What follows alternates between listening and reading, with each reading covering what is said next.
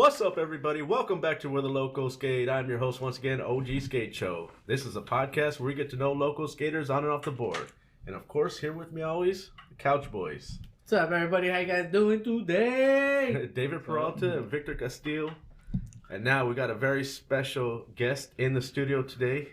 Mr. George Cadillac is with us, everybody. How's it? Dude, How's it? thank you for coming down. Yeah, my really pleasure. appreciate that, man. First thing I always tell everybody, but I'm going to say thank you for really coming down and sharing your story with us, because I just hit you up, right? Yeah. Out of nowhere. But what city are you repping? La Habra. La Habra? La Habra. Shout out. Yeah. Where did you grow up? What's Well, the backstory? Well, I went to like close to 11 different schools, so I grew up everywhere. Okay. The places that I remember the most probably would be Garden Grove and Huntington Beach. Huntington Beach. Were you there during the whole skate era? Yeah. They actually before like Tom Penny and all that. Before that, yeah. Okay. It was more like the guys from POP, Venice Beach. The Doc 10 was more the surf skate scene, 70s. Okay. And just like right now, if you go to Huntington Beach, it looks like a college. Everything's built up structures and but when I was in Huntington Beach, it was kind of like a lot of oral derricks and just kind of that 70s look. 70s look? Yeah. That's cool. Those are probably the good old days, huh? Yeah, good and bad. Good and bad? Good and bad. Okay. Drugs were pretty heavy back then. Yeah, we'll get into that a little bit later. But yeah. What was the scene like especially like with skateboarding? How old would you say that you first started skating? I'm gonna say like 11 or 12 years old in 72, 71. Okay. And my first board, I didn't have money. My family didn't have money, so I know there's a store called TG&Y, and there was a board called a Black Knight with clay wheels, and I know I didn't buy it. So yeah. But somehow you ended up with it, which is cool. Yeah. Use your imagination out there, everybody. So you acquired the board, and then like you just started like street skating, carving. I just started skating. I don't know, just going down the streets and going up the driveways and kind of emulating surfing. Yeah. Now, did you see other people doing that? Is that what you like? I didn't see a lot of people doing it. There was only a few skaters until my brother. I was adopted, so I have brothers that are Hawaiian, and a couple of them are surfers. Okay. But when I went down towards Huntington Beach, there was a lot more skateboarders. Banks and doing kind of the surf style. Right. Because that's where it all formed from, right? With the little boards, and you said clay wheels. I had the clay wheels, yeah. Wow. And then a lot of the surfers would shape out boards looking like surfboards, with the pointy nose, right? Pointy nose and the fin tail. Just like swallowtails or That's cool. Imagine if they added like fins on wood. the bottom. I mean, these wood was like 3/4 inch oak. They weren't like plywood. Well, I guess it started plywood later on, but they weren't like the laminated boards that we have today. Yeah. Did you guys have to use roller skate like trucks, or were there some kind of manufacturing trucks? They have these. They had some weird trucks, but eventually some of the companies like ACS and Bennett's started making your turning started to turn better. The carving. Right. They started making them a little bit better. The hangers were in the bushes. Because like in getting towards the mid 70s. It seemed like not just the boards were changing, but the trucks were changing. And then, I was a part of the change from the clay wheels to the urethane wheels, which was a task too, Okay. But you had mentioned that you were skating pulls like with the clay wheel?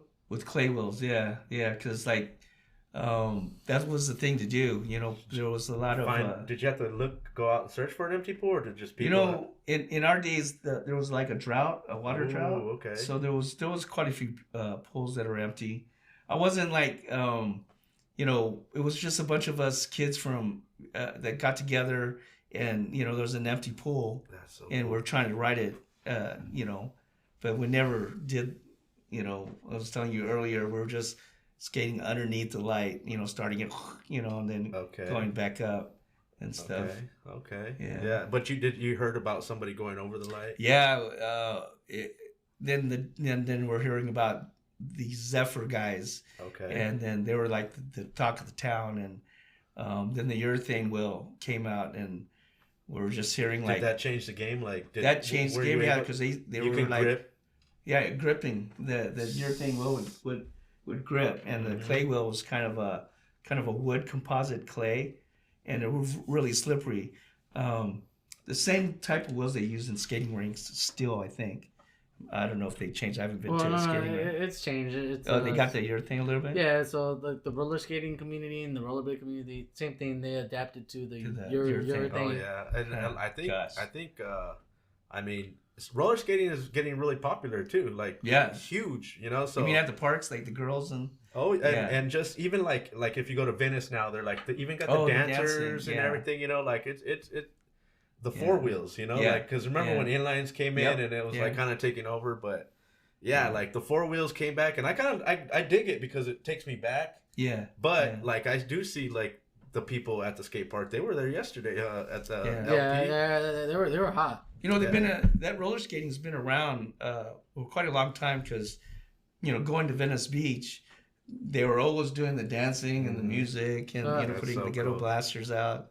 So I think what Skate was telling us, he used to like to roller disco. We did have a roller rink back in the day over here in Whittier, Skateland, I think it was called. Yeah, I remember. You remember Skateland? And man, I really liked it. But the crazy thing was, like, I could only go one way around. Like, I had the good turn going left, going right. I couldn't do the crossover very well. Are you goofy footed?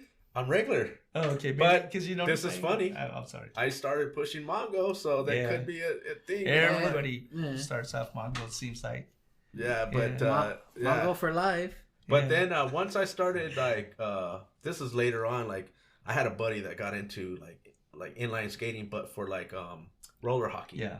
I started doing that, and then And with the hockey stick, it takes your mind out of what you're doing. You're just going after something. Right. And next thing you know, I'm like, I know how to go backwards and this and that. And then, And then I got me some ice skates, and I could get out on the ice now, and I know what to do. So I can't slide and shave the ice like how it looks all cool. I can't do that, but I want to. And I did not know you can ice skate. Yeah. So I got a pair. I got my own pair. I kind of want to see this. Let's go. We can do the ice rink in We'll have a field trip day for Where the Locals Sk8. There's a couple of professional skateboarders, I think, that were good at roller hockey. Mm-hmm. Okay. That can really do it really good and stuff. Yeah.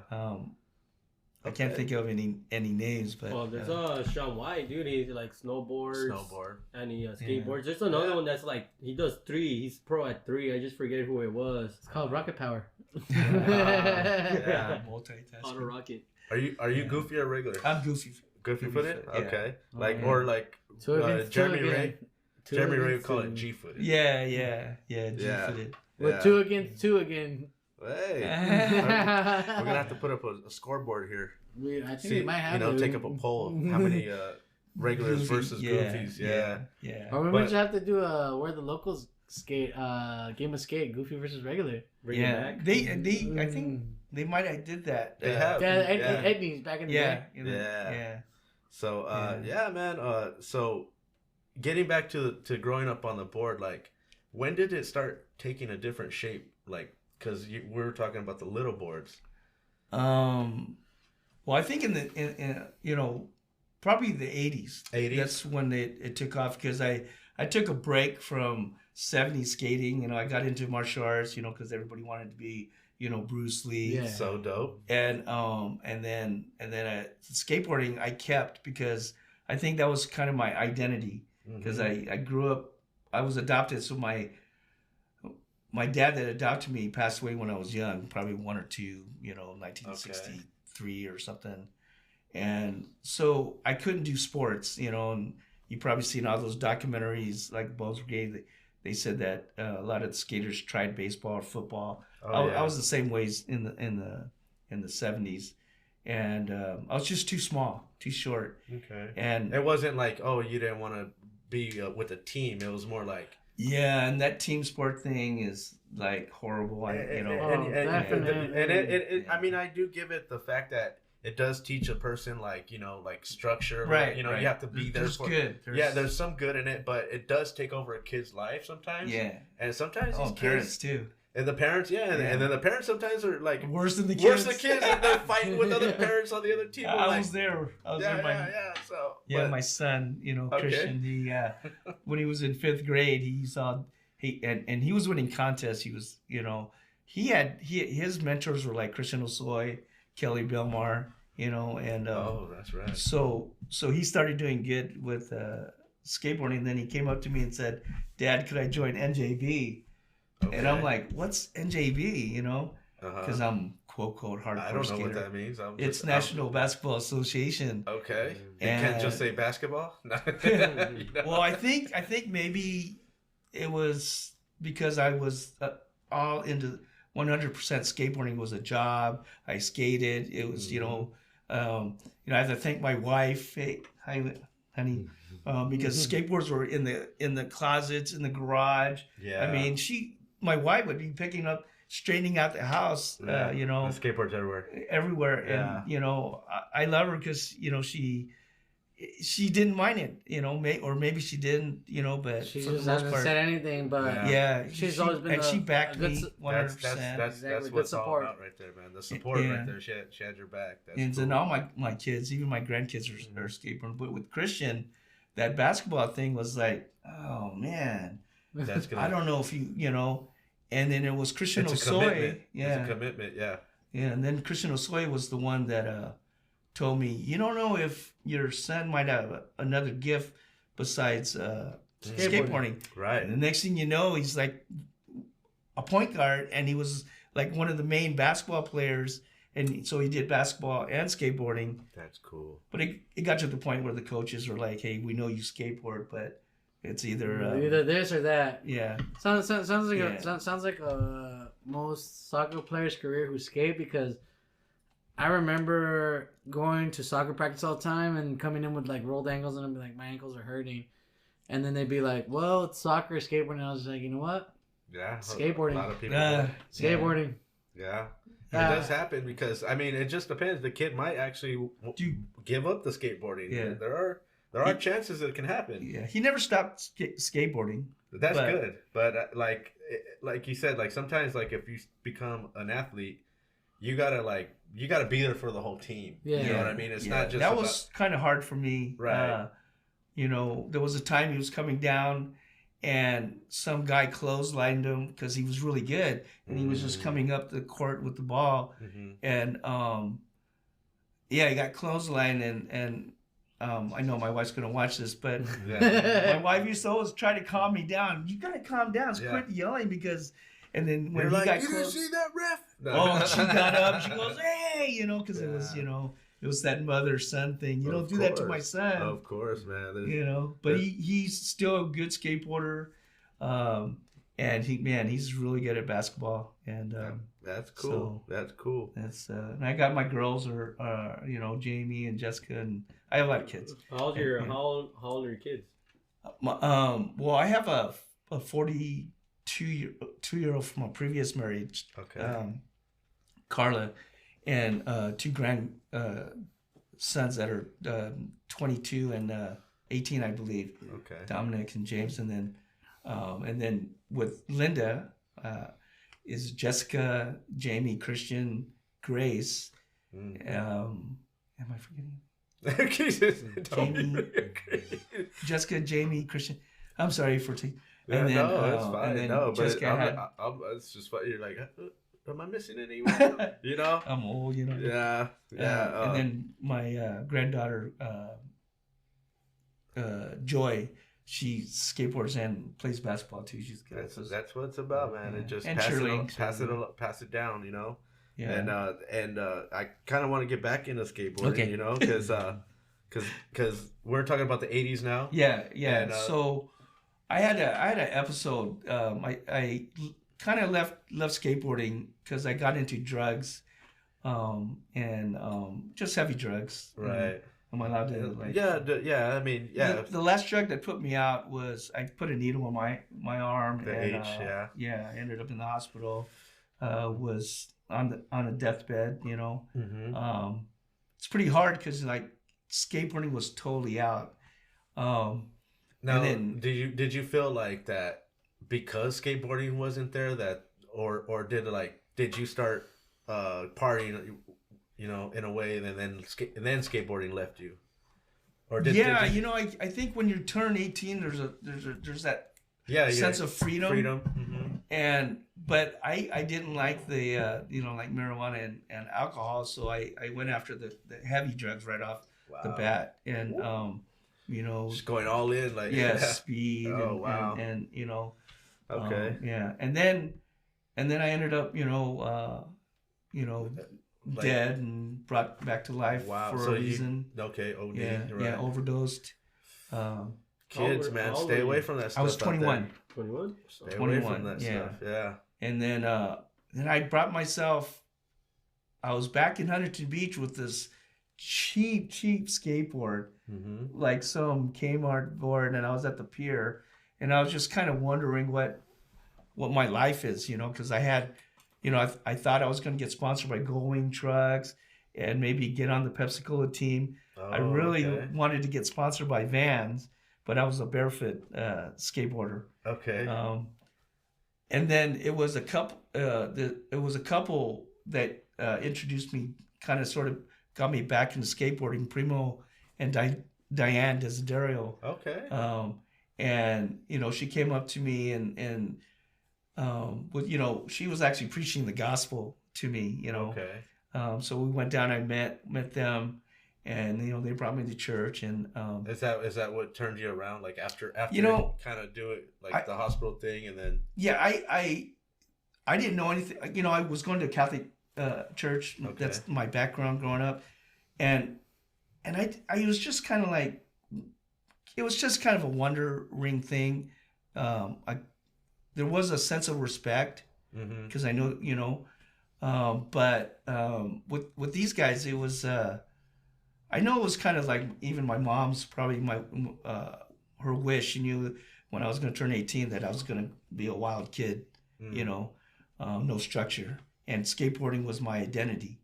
So you know, that's my freestyle, I guess, my freedom. Right. You know, you're free, and then you got a lot of style with skateboarding freestyle. I don't know. I threw that in. That's all good. So they introduced me to the owner of Vans. Well, the son, Steve Van Doren. Okay. And then we started, you know, I started hanging out with him, and he helped me out a lot. And I was doing a lot of different, you know, I kind of like reinvented skateboarding, you know, then, because I also met Jeff Madrid.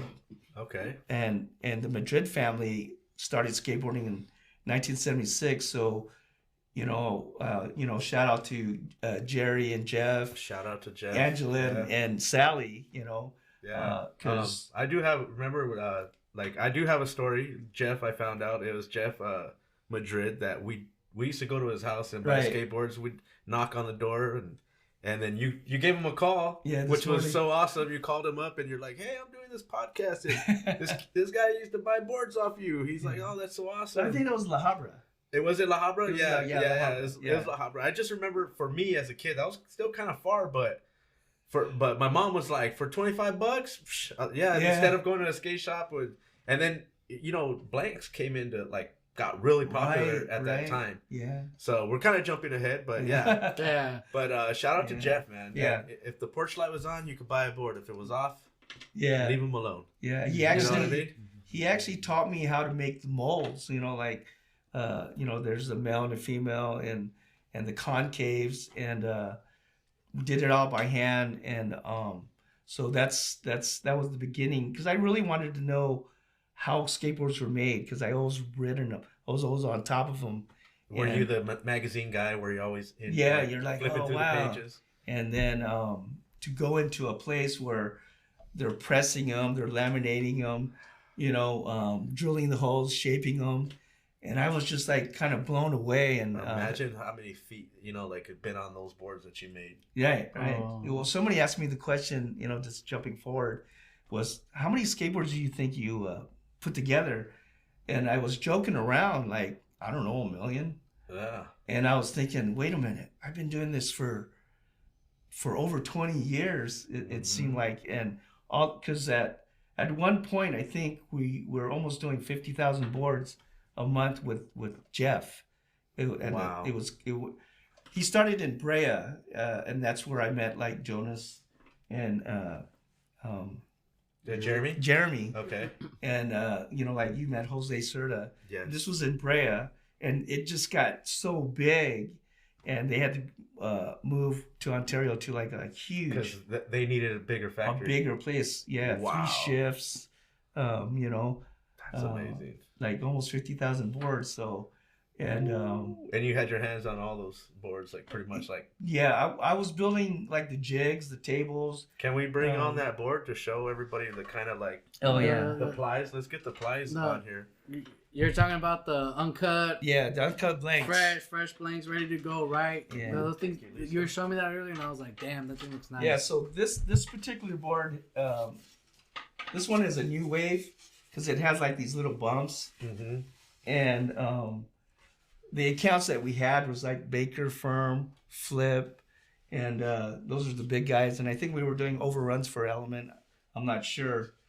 But yeah, so like if their factory couldn't keep up with the pace you guys picked up. Yeah, because Element was like one of the biggest. They made millions. Was this during BAM's era? Or? Yeah. Okay. And it seemed like every skateboard manufacturer had a hand in it. I wonder if I have any boards that you've actually maybe put together. Maybe that'd be rad. But if you had a board, maybe in the 90s? 90s or something, for sure. Then Flip, Baker Firm. They're like you got that Flip with the Chichichong on it. Yeah. I think that's a reissue. That's a reissue. Yeah. So, I wish I would have collected back in the 90s. But I have an early World Industries. I don't know if you touched at that. Well, I know that Jeff had worked with Rodney Mullen.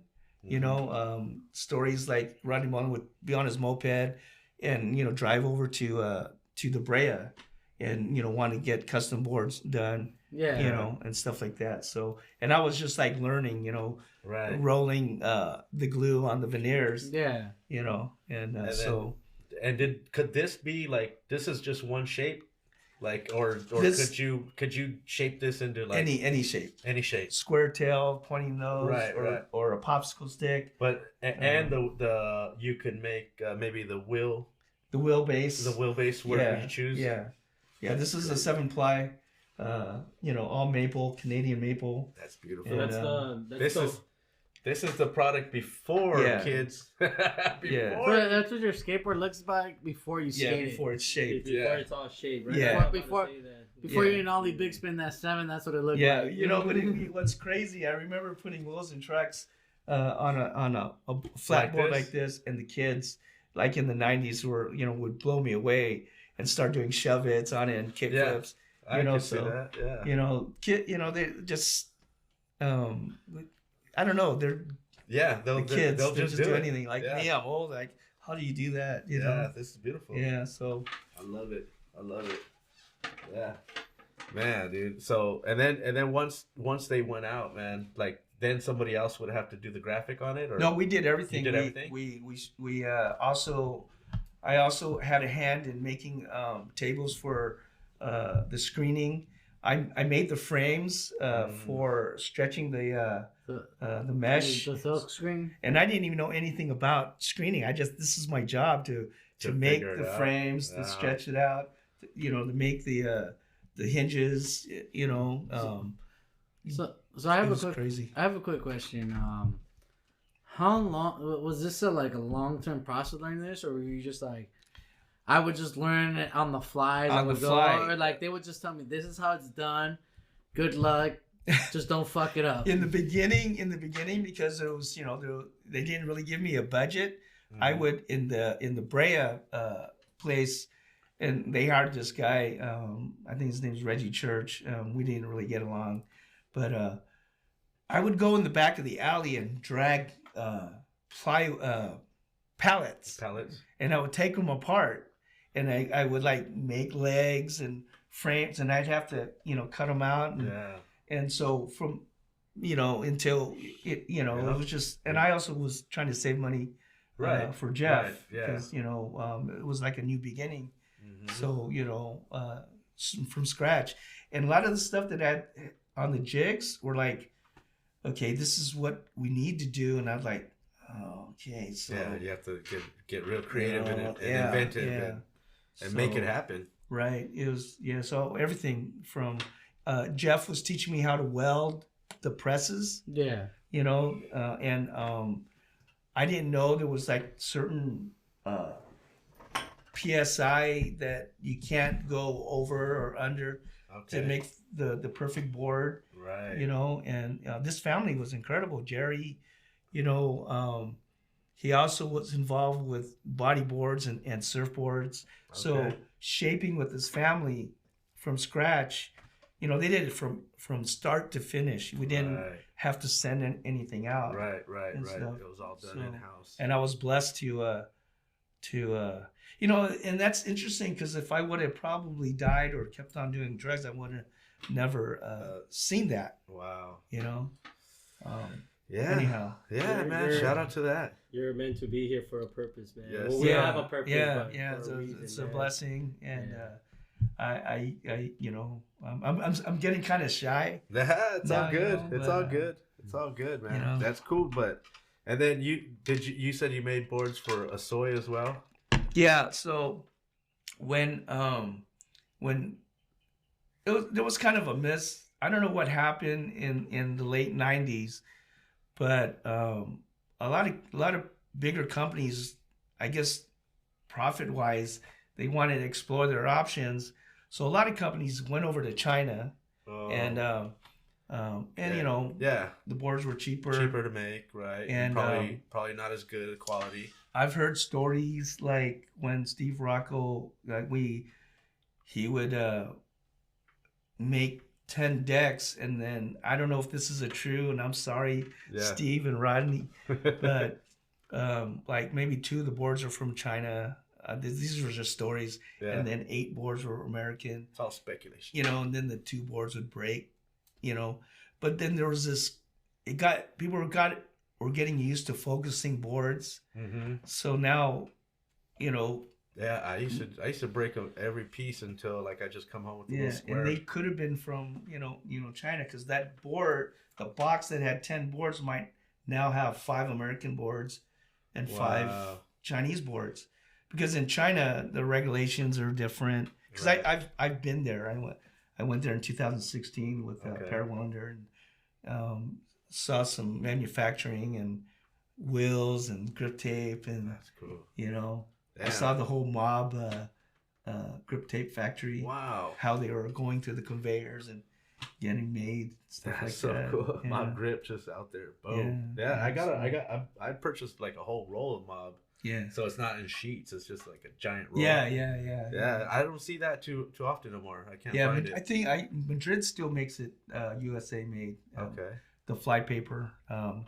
Like the Madrid fly paper. Okay. I didn't know that they were fly paper. Yeah, Madrid fly paper. What? Yeah. I used to like the fly paper and Jessup. Yeah. And Jessup, well, I don't know where they're at now, but they were American too. Okay. So, and nothing against other countries making stuff. Today it's a whole different. Well, even back then, like when I first started skateboarding, my most favorite grip tape was always Black Magic. Black Magic, yeah, that was like the third.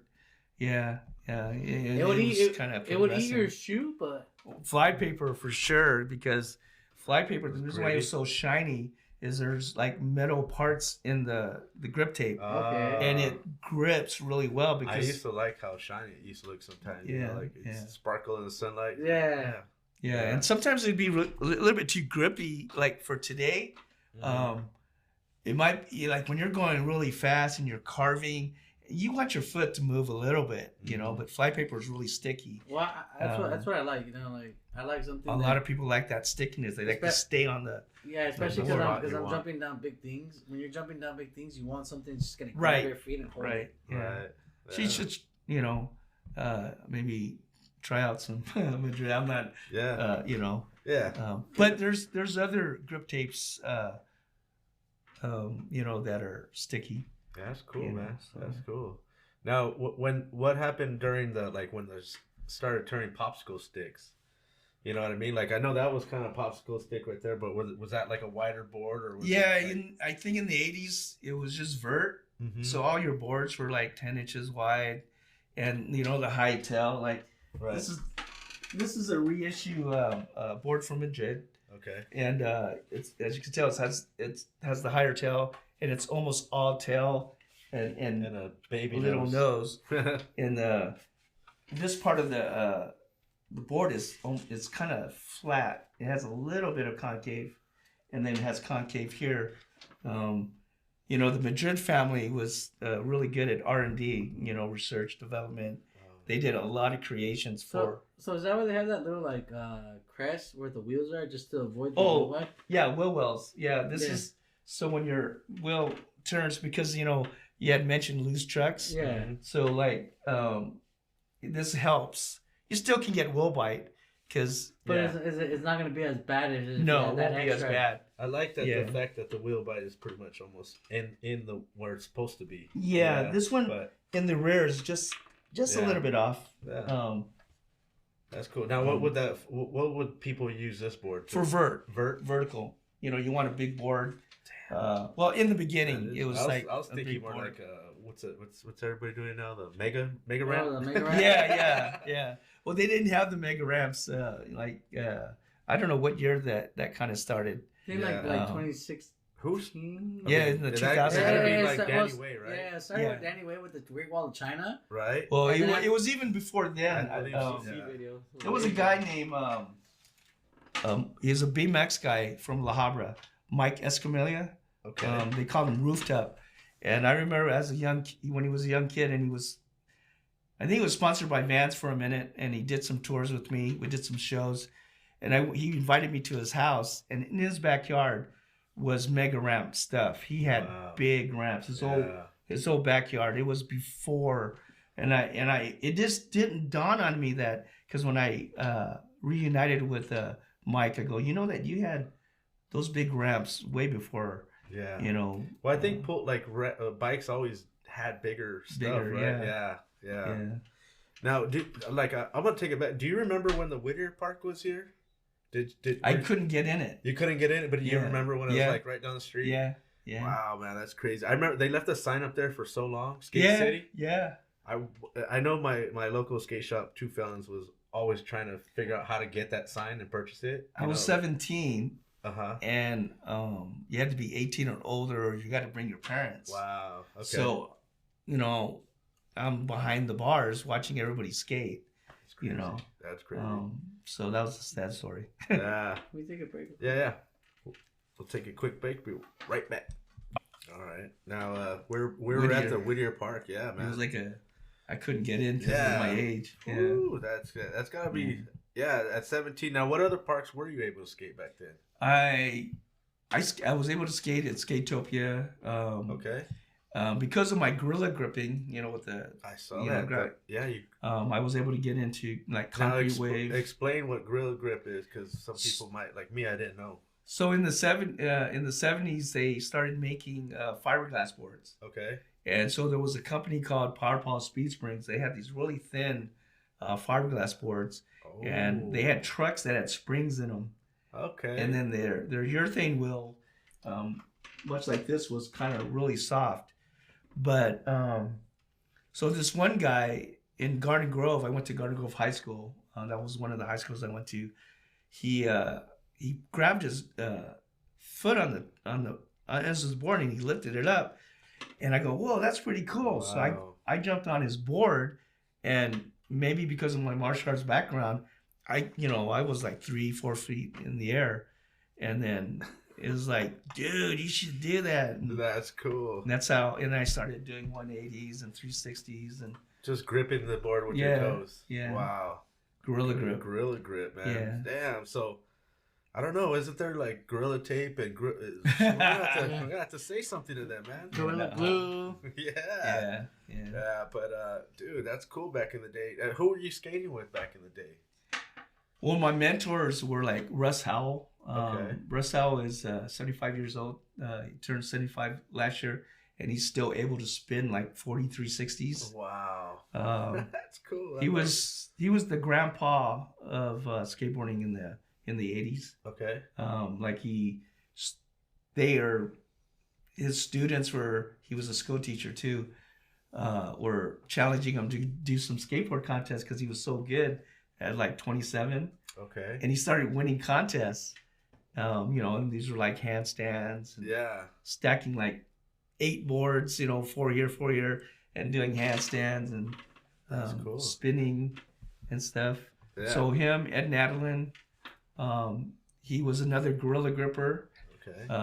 And he was friends with my brother, Carl. That Carl used to work for Power Paul Speed Springs in Huntington Beach. And he was like, you got to meet this guy, Ed Nadelin, because, we're gorilla gripping. And, there's the guy that was going to teach me how to, just watch him. And, you can go up the banks, gorilla grip, do 180s, come down. And so this is all barefoot. Barefoot. Yeah. Wow. Just gripping your toes on the ends of the board, right? And I learned how to kickflip. The old school kickflip is like you put your shoe here and your other shoe here, and you flip the board, and this foot slides, and then it flips, and you land.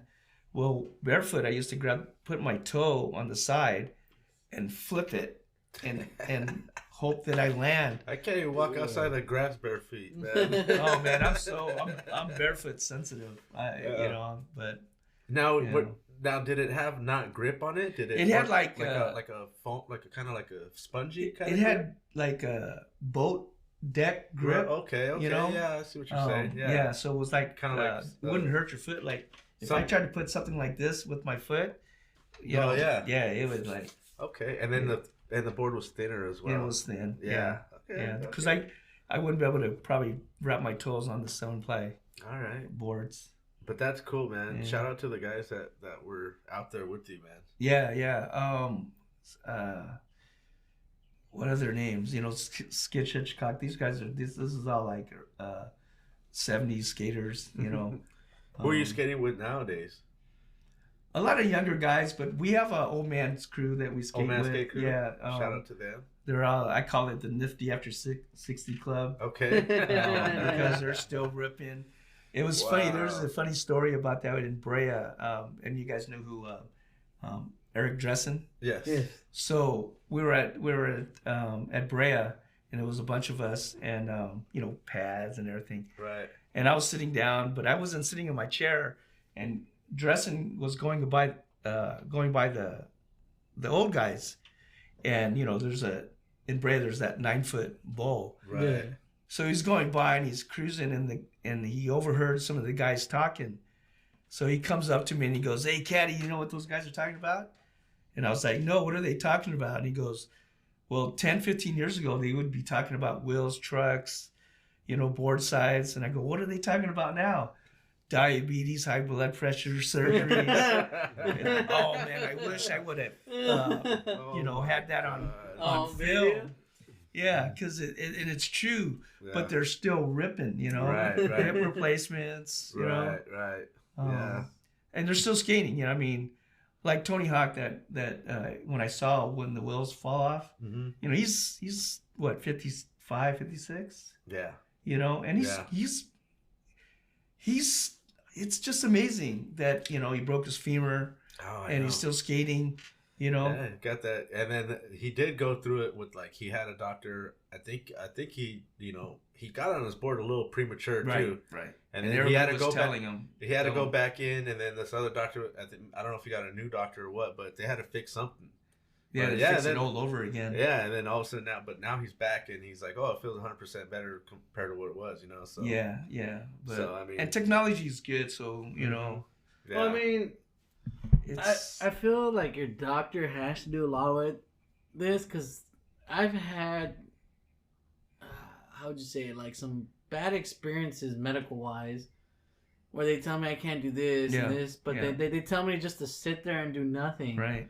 And I'm like, sitting there doing nothing isn't going to help me, you know? Right. Like, they don't offer like PT, physical therapy. Yeah.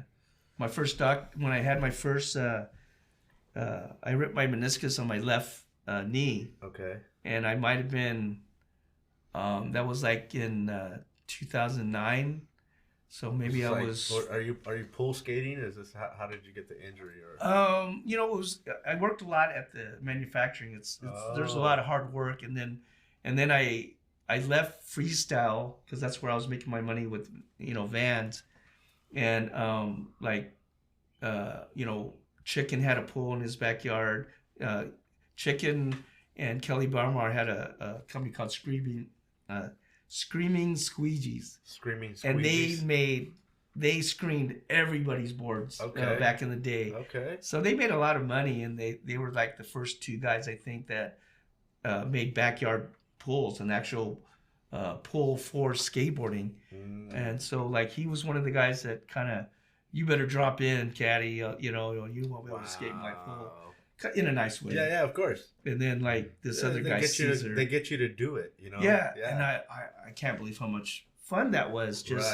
Just carving and, you know, and then all these other parks with like snake runs, you know, and banks and stuff. It just felt like, you know, 70s skating, you know, like, except like on purpose, you know, just going as fast as you can and stuff. Cool. So, yeah, freestyle was like, you know, the Rodney Mullen type of skateboarding, stationary. Well, he didn't do a lot of stationary because a lot of his stuff was rolling, you know. But it's amazing to see him do like 3 tricks off of like ollie, and then he would do like a kickflip and kick it flat back down. Yes. And then land. I love the fact that like Andy Anderson is kind of keeping. Right. That tradition alive, but he mixes it in with street. Yeah, because it's today's type of. But still, like, nobody's doing that, though. Like, I mean, I'm sure there's a couple of dudes, but, man, his is... And then he's just having fun with it, too. Yeah. You know, he's shaping his shape, you know, the way he likes. Yeah, Powell's a good guy. Yeah, preference. Hey, speaking of tricks, what was your first trick that you learned besides an ollie? Well, I never perfected the ollie. But it was, I think I was my footwork, you know, making the board do some crazy, you know, and I don't know, it was kind of hard for me to do the tricks in the 80s, but I was able to do some, you know, finger flips, like rolling finger flips, you know, grab the board and flip you know, and land and. I don't know a lot of the names. Yeah. But, did you ever like caveman like rails where they grab the board, jump on a rail, or is that too crazy? No, I didn't. Yeah, like acid drops. Were you more like a sliding person or like a grinding kind of person? You know, like a grind tricks or sliding kind of tricks? No, I didn't do any of no? But like, what do you prefer? Well, right now I love just carving. You know, most of the parks you see have banks. Roll-ins, you know, I call them waterfalls, and they're huge. So I like just carving as fast as I can. Yeah, like snake runs and stuff. Snake runs. Track. Like Venice Beach has that snake run. Okay. Pump tracks are coming up, and you can go really fast, and they got the turns. Yeah, I want to check that one out. We should go together. You know, bring the cameras. I'd be up for it. Yeah. Because my girls are pretty good at it. Jamie, she loves the pump track. That's cool. Like during COVID, she was out going to San Diego, grabbing a board, and you know, they tried to close the gates and stuff, and she'd go to San Diego because they have this pump track. Right. It was made out of cement, and she got really good at it. That's cool. Yeah. Yeah. I love that. It's kind of a good workout too, because you know it is helping cardio. Down, like, yeah, it's sure. awesome. So that's kind of like my physical therapy. It's real tiring because I ran the big track at what is it, Compton or the Inglewood? Yeah, Inglewood. Yeah. I ran the big track. I didn't even make it halfway. Yeah, I was like, by halfway, I was like, my legs are burned. Right. But I'll tell you, you go and do it like maybe once a week, and just get that cardio. You know, and you can become the Diaz brothers, you know, because, you know, the Stockton, you know, because those guys triathlon, they just go and go. Mm-hmm. So, yeah, man. Yeah. So you're a curb guy, huh? I just love to ride, you know, because I can't do the tricks, you know, today, and you know I had major surgeries. But you're on the skateboard when you're able to be on the skateboard. Yeah, I know you're dealing with the little Achilles. Oh yeah, that's the worst, you know. Right, I know you're dealing with that. But I had 19 staples worth of lower back, but I still can skate. And then the 2 right knee surgeries, you know, because of my kneecap. But when that Achilles happened, see everybody, that's what we're gonna be looking forward to if we. The way we're going, man, like, you know what I mean, like, But hey, we do it for the love of skating. Yeah. I got a question. Yeah. Because I got some of my injuries too, but like my injuries were caused because I was under the influence. You know, were your injuries too caused by under the influence, or just no? The under the influence prevented me from stop skateboarding. That's it. And that's kind of that's bad. You know, like you skateboard and you love skateboarding, and then because of it was. You know, just really bad abuse of the drugs, and they were heavy drugs. You know, I mean, not your typical. like you're here for what? Nah. Yeah. You know, I mean, there was no skateboarding at all, no boards, nothing, and it was just amazing. I think. So just wear and tear were the injuries, pretty much, like. Work jobs. You know, I learned how to be a carpenter. Okay. You know, I couldn't read and write that well growing up. But because I wanted to learn how to build houses and stuff, you know, and I had some really good bosses, I learned math, you know, with the measuring without tape. even knowing it, right? Yeah. So I didn't graduate, right? Right. You know? Yeah, it's crazy. Yeah. And then the little tricks about like how inside the line, outside the line, is because those measurements are like key. Yeah. You know what I mean? So, because I used to, I had a job one time where I was making shower doors, glass shower doors. So I had to cut out. You know, for the hinges, and there would be times where the guy would like come and measure my stuff and it'd be like, and it's like that whole big shower, no good, can't use it. So I'm like, oh damn. So then one day he comes and measures it, he's like, just walks away like, you got it. You know, because these 2 guys, Michael Moore and Jeff Colson, would allow me to do mistakes. Right. So I can learn. And dude, I made a lot of mistakes, especially when you do crown molding. Yeah. And then it comes this way and down. Those angles. You have to make those angle cuts, right? Yeah. And they would let me loose. And kind of like Jeff and Jerry making the molds, you know, I knew the basics, but now it's like trying to make it, you know, this side the same as this side. The techie stuff. Yeah. And there's a lot of math. You know, and so I guess an encouraging thing for young kids that maybe don't like school or anything like that, you know, you can learn it later on in life. But I encourage the kids to go to school. To finish school, yeah. Actually, I'm kind of stoked. A lot of kids are that I meet at the skate parks all over. Nowadays, that are like in their 20, 22 or something like that. And they got good heads and they're good skateboarders. And I'll be like, are you going to school? And I'm like, they're like, yeah, you know. I go, oh man, I'm stoked, man. What are you learning? He goes, well, you know, like business, because I want to maybe, you know, have my own skateboard company or surfboard company. Yeah. So their mindset is well, in order to do something like that, well, you know, you got to go to school and learn, you know, something, get a degree.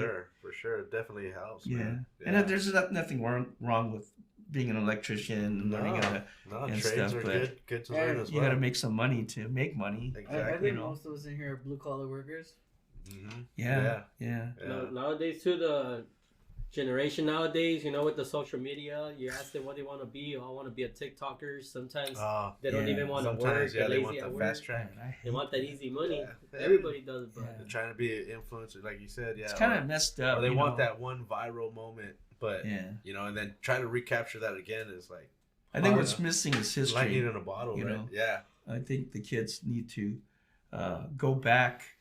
You know, like skateboarding, we talked about skateboarding that, you know, because even like when I started in the 70s, like I was blown away by meeting guys older than me.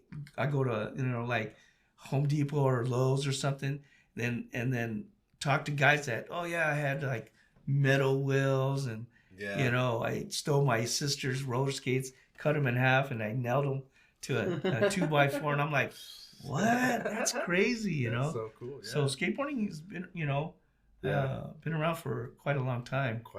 You know, now like it's kind of cool now because back in the day, people couldn't see our skateboarding, you know, because we needed someone that has cameras. It's kind of a good thing to have our cell phones on the cameras, and it's also a bad thing. The good thing is that like, you know, we could easily show our skills, our talent to anybody all over the world. You know? Yeah. And then after that, just like. You know, you go easily, boom. 1 second, I'll film a trick right here. The next second, boom, it's all over the world on Instagram. Yeah. And then the bad thing also is like sometimes it's just addicting. You know, you spend like hours on the phone. It is. Like it's like scrolling. I forgot what pro skaters say. It's like you're just being fed like a diarrhea of just content where you're just like. It could have been what's the name? The one that they just let off of DC. Wes Kramer? Wes Kramer. It wasn't Wes Kramer. No, it wasn't him. Okay. No, it was another pro. He said it's terrible, you know, because there's you know that they let go of Wes Kramer because he didn't have a social media presence. Yeah. Well, they let pretty much that's what was told. So they let the whole DC team go. Oh, did they? They let the complete whole DC the older guys. Like Danny Way's no longer on DC. Yeah. Wes Kramer's no longer on DC. Josh Callis is no longer on DC. Evan Smith is out. Yeah, they kicked them all off because of their social media presence. Yeah, the lack of we should say the lack of social media presence. And that kind of sucks, you know, because that's taken away from, you know, like, say you guys wanted to, you know, I don't know where the spot is because I was probably high when I went there. Like, all of a sudden there's a pool in the desert. Mm-hmm. The nude bowl. And there's other bowls. There was a lot of places that had those mental illness places that they shut down, but the pools are there. And they're like some guys don't want everybody to, you know, it's kind of like sacred. They're like bogarting it, you know. But that happens with spots too. I mean, to this day, you know, because people want to. They don't. Maybe they got a trick and they're not going to release the part because somebody could come and put a banger and then just nilly-willy release it on Instagram. And now you're like sitting on something. You're like, well, I might as well just post it now because. Well, that's what sucks with the whole social media thing. You know, like people go do these gnarly tricks, and instead of saving them and putting a full part together to surprise you, they're like, let me put it on social media instead of just saying like, here, let me ollie it first. That'll go on social media, and let me do a banger, and that'll go into my skate park. Yeah, like, I mean. I think we all look forward to someone saying like, "Hey, I'm releasing something." Well, like you guys, you could just tell your friends, "Look, you guys can hopefully, you know, film it on your phone, but just keep it to yourself because we want to work, like you said, I want to work on, you know, something and have it come out, and then you know." Yeah, that way. I think those will be like true friends. And it means more too because now you're part of something that you all. Together. Like back in the day, you know, when you had your... Well, it's like this project I'm working on right now with everyone here right now. We're filming, but I sit there and I go through every clip and I go like, this is what I'm going to give them so they can post on social media.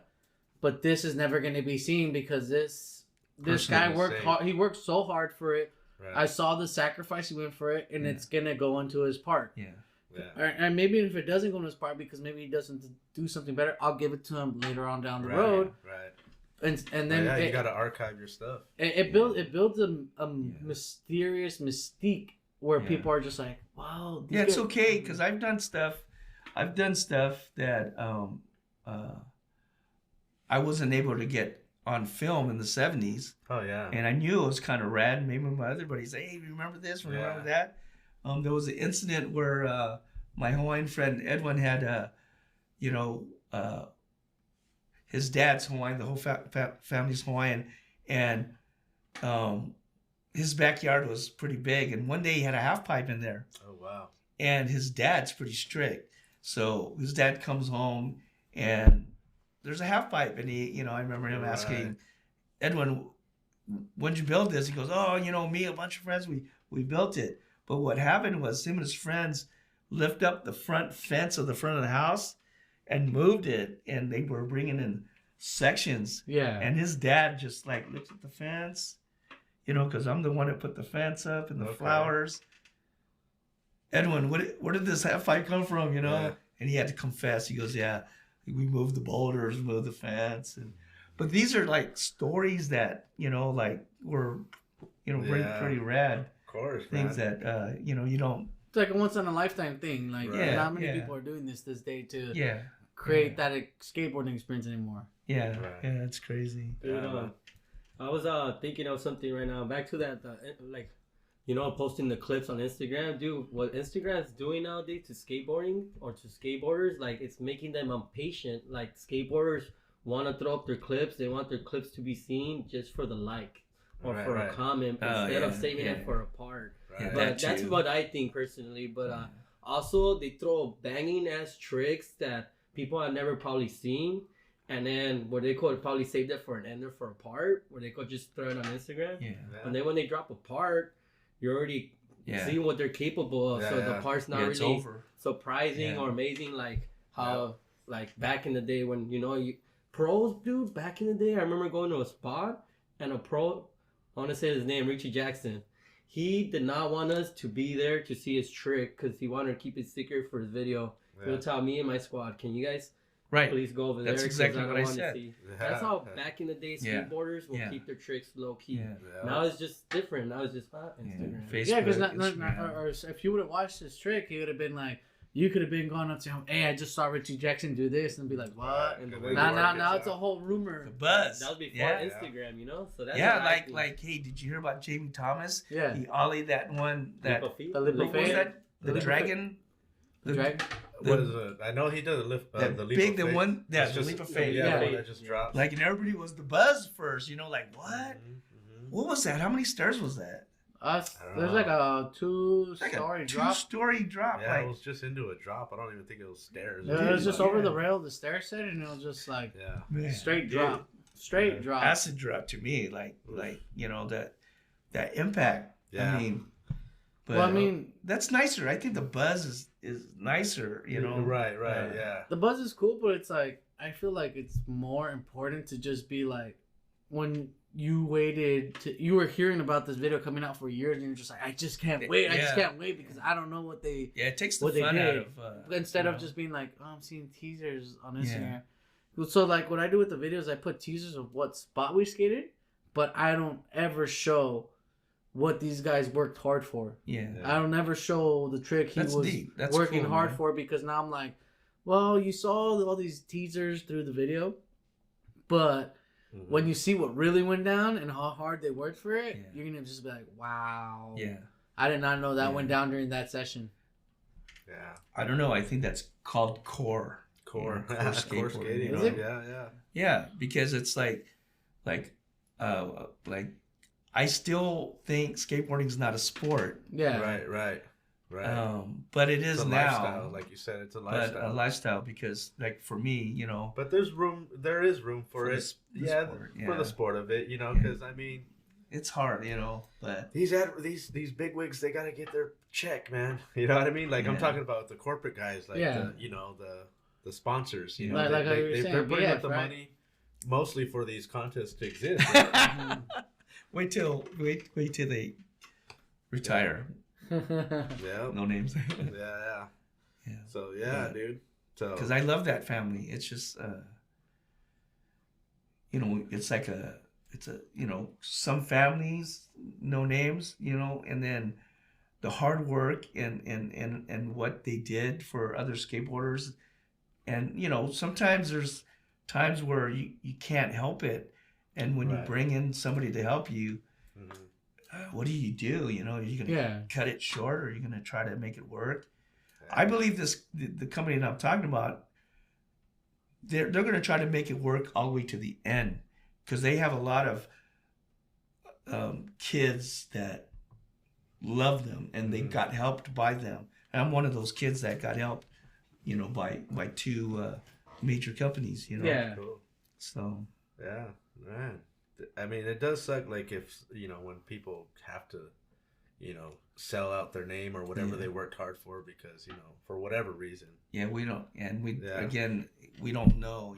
Like yeah. So like you were saying, or somebody was saying, there's reasons to everything, and sure. Yeah, it's life. You know what I mean? So. Enjoy the moment. Mm-hmm.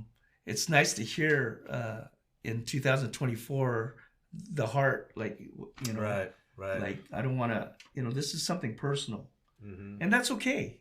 Yeah, that's. Like I think for me, I think I did that more. Mm-hmm. Like you don't have to tell me, but I believe you, brother. Yeah. Like I said, we're just pushing. I found a squad of skaters. I see what they're capable of, and I'm just trying to push them there. Yeah. And I'm just like, put it together. And then if you figure that, you want to make it. No, I just want to make a video, and I want to make a video for everyone to enjoy. And if it inspires someone, cool, and I hope it does. Yeah. Well, it's just supposed to. It's kind of just for us, or for you, like I should say, that your project. So I mean, the way you make it look, as long as you make it that you're proud of, that's all that matters, really. It's not my project; it's just our project because the guys. It's not me doing the work. Right. It's the guys coming in and believing in believing in the vision that I saw. Awesome. They heard me talk about a vision. They're putting their faith in me.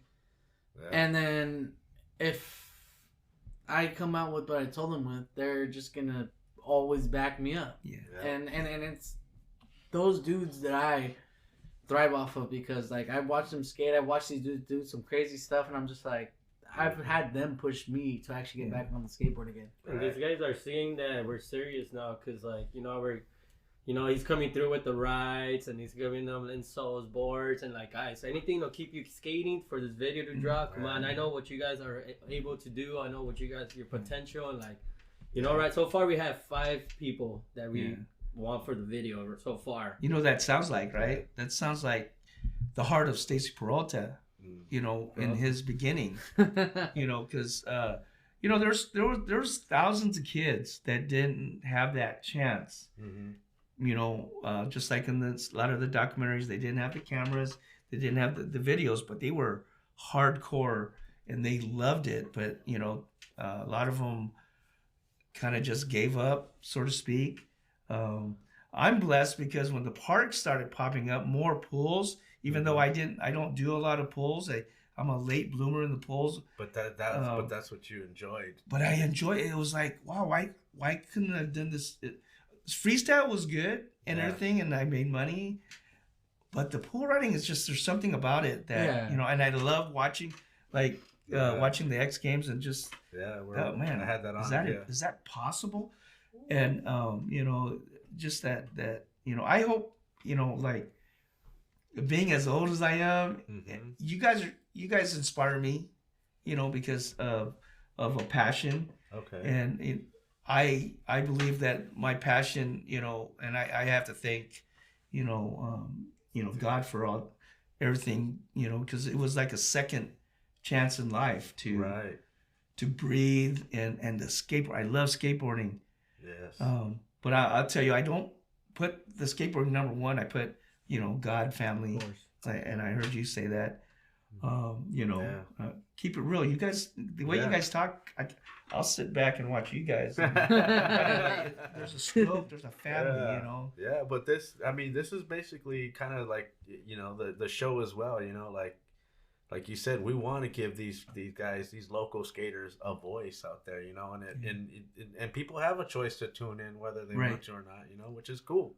If people like what we're doing out there, they're more than welcome to come and have an episode, you know what I mean? Like, share, get their story out there. Yeah, or they just want to come and hang out, and they don't have to say everything. They could just be like, I could just stick to the book, and the questions. But, I mean, this we've just been having a conversation. You know, pretty much, and I didn't even have to go off of my notes or nothing. So this has been rad. You know what I mean? And this is what I tend to really love because, you know, this is like skateboarding. You know, like you can tell when somebody's actually doing something like, and it's beautiful. Like when you just see them out there doing it, and then all of a sudden, like you're like, hey, can I film that? And all of a sudden now the rhythm is off. Yeah. You know what I mean? I like when there's a smooth rhythm. You know, and I feel like this show has been getting like that now, and especially with you, man. It's been awesome. It's like, I think you had mentioned unity, you know, with the skateboarding, the different nationalities, right? And stuff, you know, because I think back, like, you know, when, you know, God made, that He wanted to make everything perfect. He made, you know, creation, and He made skateboards. No, I'm just kidding. But it was all perfect, and then everything was in a unison, you know. Right. And then you know, whatever that, you know, Adam and Eve and the, you know, then, you know, it kind of fell apart. Yeah, you guys know the story. Yeah. So but what's challenging is us, you know, we go through life, make mistakes, you know. Mine, I'm just so grateful for skateboarding. Well, it's like, I feel like, you know, a lot of people like to say skateboarding's like a white sport, and I'm like, because they're, you know, it's California, so and I'm like, no, and it's not just California. It's like skateboarding is just skateboarding. There is no label to it. As long anytime you go anywhere and you see someone on a skateboard, whether they're good, they're bad or not, you're just gonna be like, hey, you it's like, I can leave the country and I can go to a country where skateboarding is not being influenced, but I just see one person on a skateboard and that's the only person I saw, and be like, hey, what's up, man? I skateboard too. And then he's gonna be like, oh, next thing you know, we're gonna be hanging out, even though he's not the greatest skater, or may I not be the greatest skateboarder either. He's gonna be like, let's hang out and let's go skate together. Yeah, that was kind of a, you know, it's weird because I being shy a little bit, and you know, being like with Vans, and they would like ask me if I wanted to go to Florida or something. I don't know anybody in Florida, and then I don't know any of these new riders because I'm older, and it's like going to Florida, and then, you know, okay, I like to talk about Jesus a lot, or, you know, and then I go to Florida and somebody has that something in common. Oh yeah, you're a Christian too, you know, but not like you know, hardcore. Like, I mean, we're human, so somebody might do Christianity in a bad way. Yeah. But that and like skateboarding, if I want to relate it, is that language barrier. Like, I just saw a clip a long time ago. I know there's a war over there in Israel right now, but it was showing like the Palestinians and the Israelites, but they were skateboarders. And they don't care about the politics. The politics. They just, they knew that there were skaters there, and there's skaters here, and they just wanted to skate with each other. And that's what that wood and that wall do. To me is evil. It's that evilness that doesn't want to get people together. You know. Right. They rather be at war than. Well, they did that documentary where in Afghanistan, so the girls couldn't do any other sport. And the only thing they could get away with was skateboarding, because skateboarding wasn't considered a sport, right? So it's called Learning How to Skateboard in a War Zone. Wow, and it's a great documentary. It won a couple Oscars and everything. That's on Netflix, or I think it's on Netflix. You know, it's just all these like Middle Eastern girls. You know how like they have because those guys don't treat their.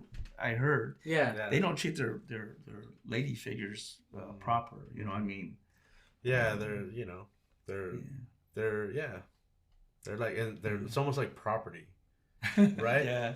You know. Yeah. So, So, yeah, but thank God for Jesus up there. Yes, he kind of broke that tradition. Like, yeah. No, but he's a punk rocker, man. Some of those Middle Eastern girls are actually really good at skateboarding. Yeah. And I'm just like, wow. And this is just like, this is their outlet, you know? Right. Just like us. Similar, any not even us. Any skateboarder. Yeah. Whether you're a girl, guy, whatever you want to be, Yeah, we were the misfits and stuff back in the day. Or, and that's what like Dogtown, guys like that, they were, for the most part, broken families, single moms, and they found that, that unity, that identity in skateboard. Yeah. Like that kind of family, they could skate together and they got that similar, like, oh, you too, you don't have a dad or whatever. Yep. And they bond, exactly. And they can skate, and then, but at the same time, there's that negative where, hey, do you want to try this? It sells me out. It blocks out my nerves because I'm getting beat or something. So I do that. And, unfortunately that happens, but it does. So it's a blessing to hear somebody like Hosoi's story. I don't know if you've seen his documentary. I've seen that one. Yeah. And it's, for I say it's for real too. That Holy Spirit, that thing that, because church is not like four walls. Yeah. Right. You can have church. I can have church here. Right. Church at the skate park. Well, I've heard the definition of church means just a group of like-minded people with the same ideals and everything, and they just gather. Right. Church is just a gathering of people with the same ideals. Yeah, yeah. So like, me and him, we have a church of skateboarding because we have the same ideals. So we gather together to go skate. So that's our church. I'm just so. I don't want to. This will be the last time. For some reason, the stories in the Bible just kind of blow me away. Like what?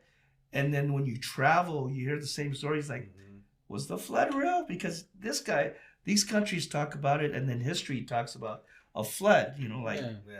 Okay, this wasn't made up. So where do I find that story? Right. Yeah. Unfortunately, a lot of the Bible is hard to read, dude. So that's why a lot of it's in Aramaic. Well, if you want to go way back, Hebrew, Greek, whatever. I mean, I like history, so I can go all day with this stuff. And some of the history today is a bunch of made up malarkey. I would definitely agree with that. Okay, anyhow. Yeah. What would be one of your favorite parks to be at now? Right now, well, I like pump tracks. Pump tracks. The one I go to the most is Brea because it's close, and 88 Skate Shop will before they open up they have a little sesh at the basketball courts. At La Habra. La Habra. Yeah, because I love La Habra, but they got this the helmet restriction. The helmet law, but I think we're gonna go to the court and still kind of you got to go more than once to kind of talk to the guys and say, look, there's older guys. Maybe you can have the 18 and over rule. Skate at your own risk. Right. It should be there anyways, but I don't know why. Right, and it's so funny to me that you're allowed to bring stuff and just do it right next door, like literally. And they don't say nothing. And they don't say nothing about it. It blows my mind. But politics. It's like a double standard. But it does. But I like that a little bit because it does take me back to like where I skated. I always had fun boxes and rails. Just how you could move them, put them where you want. We got creative. We would start stacking them up, get kickers to them. Like act like we had our own handrails. Yeah. But I used to do that when I was in my 20s. I would, even though I couldn't do the rail slide as, good or launch, but I would make these little launch ramps and rail slides.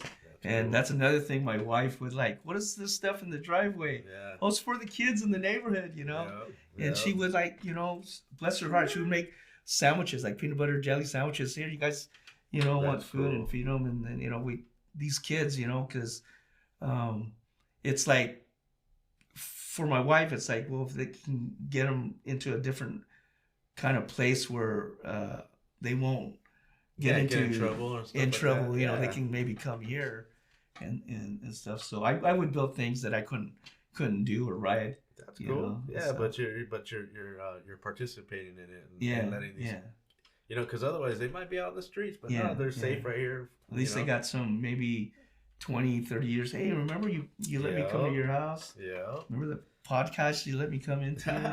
Or I heard the podcast. Or you gave me a PB&J? Yeah. I will never forget anyone who gives me a PB&J. Dude, it's so cool, man. That's so cool. Yeah, shout out to Brea. Shout out to also 88 as well for what they do and for the kids, man. I know they're new to the area, so go out there and support. If you're out there in La Habra. and the guys that you brought in are you know, like, and I watch, you know. Okay. Like, I know Ron. Okay. You had Ron on the show. Ron Rez? Yeah. Ron used to sell me boards all the time out of I watched all these back of his trunk. Yeah. Jeremy. Jeremy Ray, shout out, man. And I know a lot of the faces, you know, the younger ones, because they see me and, you know, oh yeah, that's that guy that, you know, I heard he builds skateboards. Or the other guy say, oh, there's that wannabe. They don't know the history yet. That's great. Like I said, I've heard your name in plenty of documentaries. So, you know, when you just said George Caddy, I was like, oh, okay. And then when you said George Cadillac, I was like, oh, Dove. I've heard that name plenty of times. I do want to show you that Dagger board, though. If you want to get that, please. So in early 2000, there was this time where you know, all the 70s skaters and 80s skaters, you know, kind of, you know, what did they do? You know, what were a lot of people had regular jobs and stuff, but there was a lot of people that still skated. This particular board is Dave Duncan's. This is the one-off that we at Madrid. You know, we made this board at Madrid, and he was out in the back with me. You know, showing me the money cuts, and you know, having Dave Duncan with me, going, yeah, man. You know, I want this shape. It's so cool. And I tried to make it as best as I can to his liking. Right. And what I asked for is after he uses it, let me have it back. Yeah. You know, so I can have it. Okay. So I used to have a lot of boards in my storage. You know, I was going to try to bring the, you know, Christian Hosoi's reissue here, but I couldn't find it. Oh, okay. And then during some hard times, I was selling some, you know, stuff that I had made for legendary skateboarders. That's a cool Dagger. Man, Daggers, you know, the movie Thrashing. Yeah. Okay. Yeah. The Daggers, Dave. I made Dave Duncan. I made a lot of boards for the guys. Steve Olsen.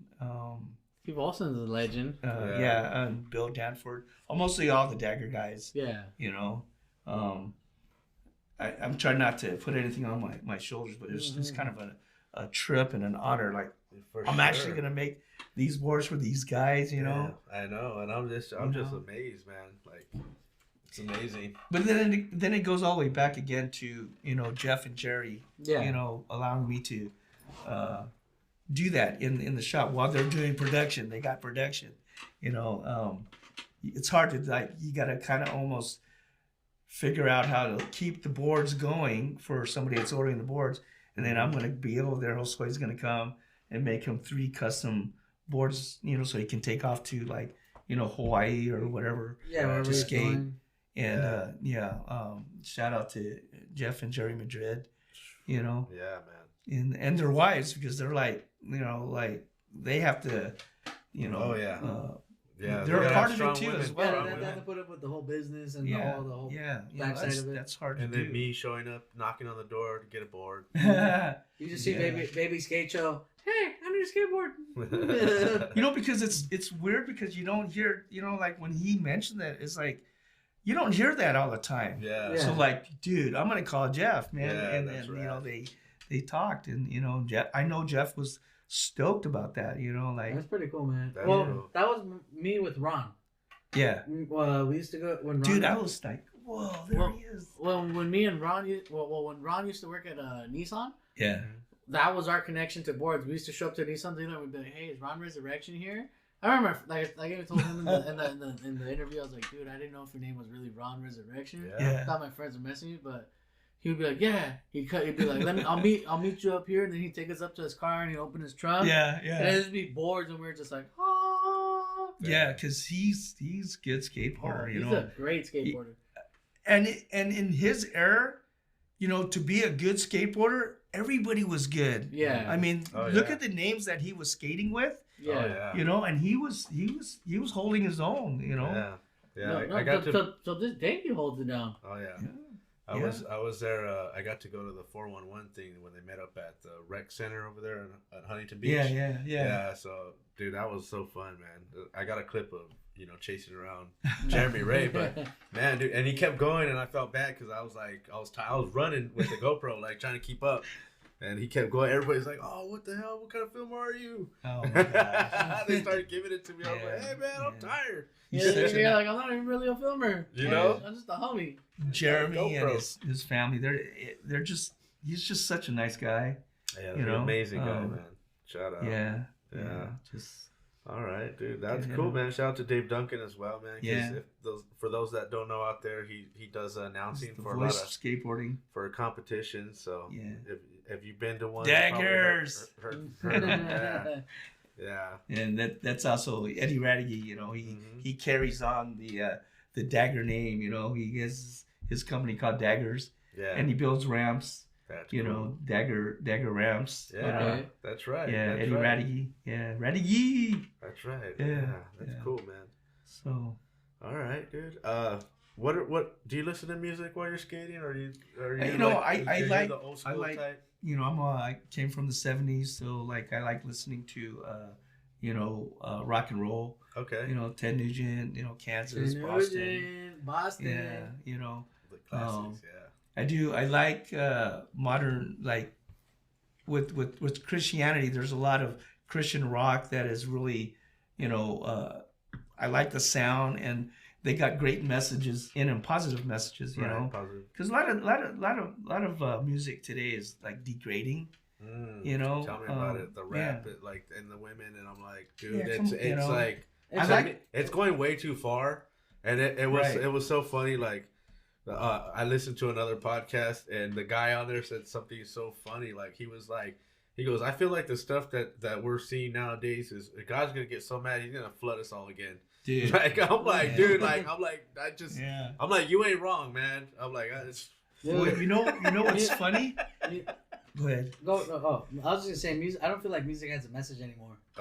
Right? Well, not the newer. Some stuff can still, like, for the people that are doing it, the right way, I think. Right. But the way that they're trying to sell, just and that market, the market, or what am I trying to say? It's those producers, those agents, whatever. And it's corporate. It kind of and then for me, like, I follow these, you know, like you know, everybody's always about the Illuminati and this and that. So, and then they start, and they're not helping their cause. Yeah, and they're over there doing the one eye. They're, you know, and every, you know, and so it kind of like, what are they trying to do to people? You know, they're trying to poison the minds. It's exactly. Weird. You know, what I heard was just saying the head of the angels was, you know, I don't know. I wish I was a Bible scholar, but it was Satan he was the conductor. Lucifer. Yeah. Lucifer. Right? Lucifer was the angel of music. Right. So got banished because he well, you know, I'm thinking when God was creating the heavens and the universe, everything good, maybe, you know, he got like, what is he doing down there? I want to be a part of it. Boom. God says, no, I'm God. You can't. So there's a point to this. The music, like you were saying, it's trash.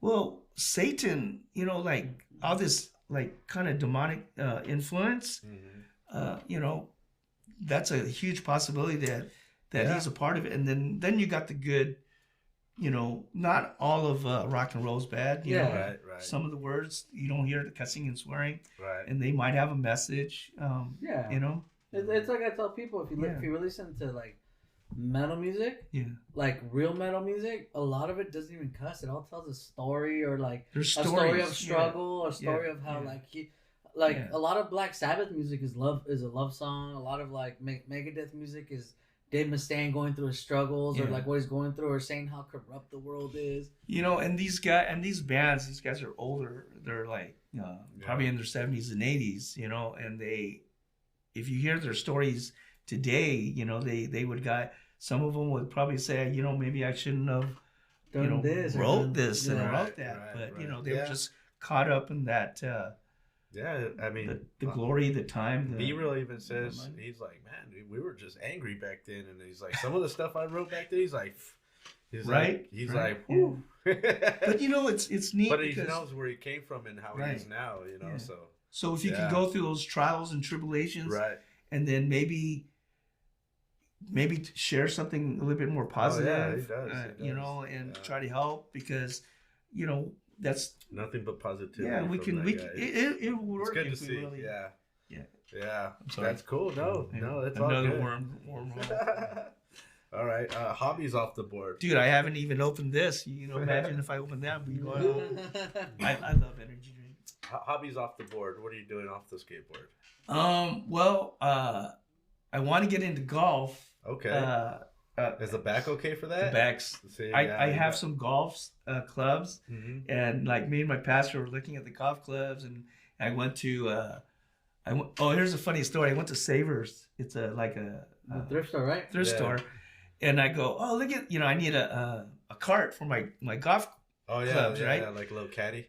Yeah, caddy. Yeah. Anyways, so I grabbed this thing with a round cylinder and a cylinder, and it had wheels and a handle that went up and down, and it was $7.99, right? And I go, I can put all my clubs in there. So I was all proud. I took it home, and I'm like, I got it. I want to show this to my pastor and my friends. There's a lot of skateboarders that are older that are playing golf. Yeah. And so I go to work, and I go, honey, look at my thing I got at Savers. I took it out, and I'm all proud.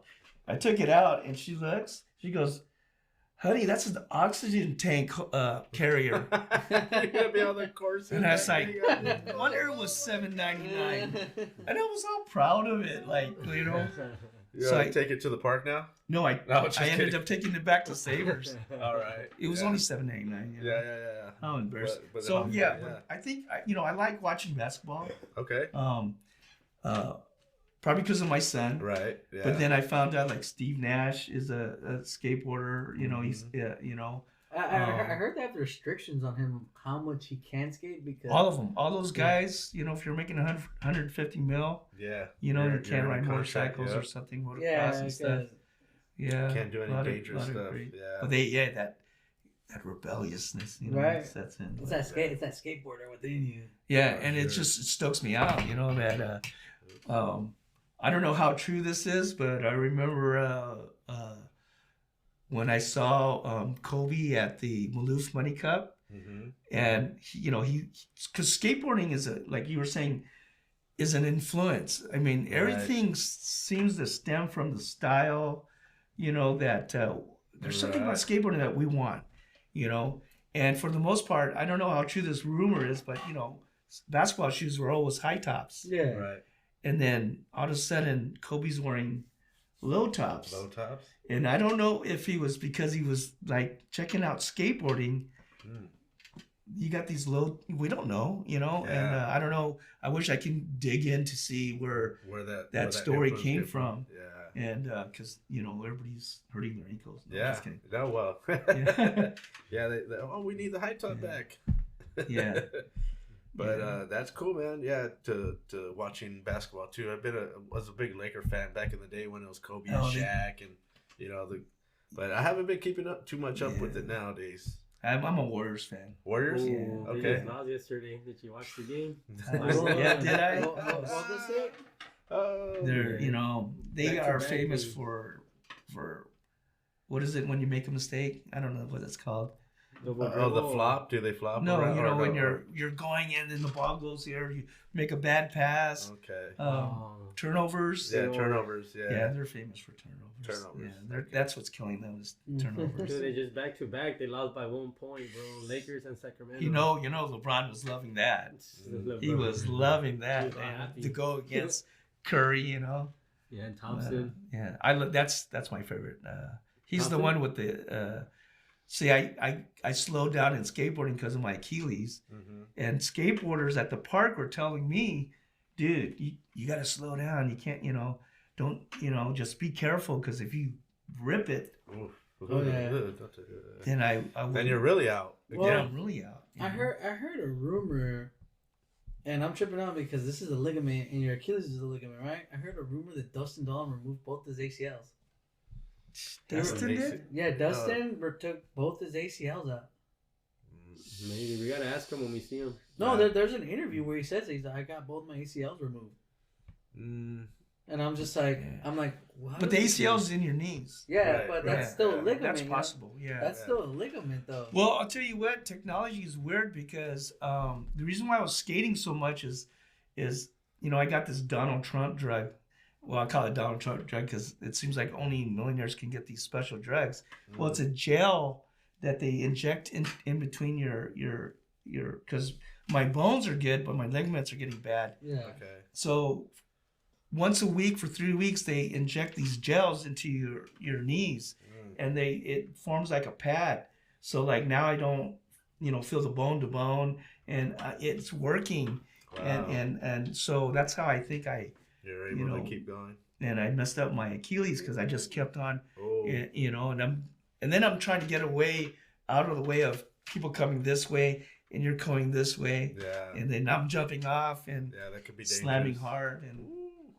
But are you carving around on the big boy over there?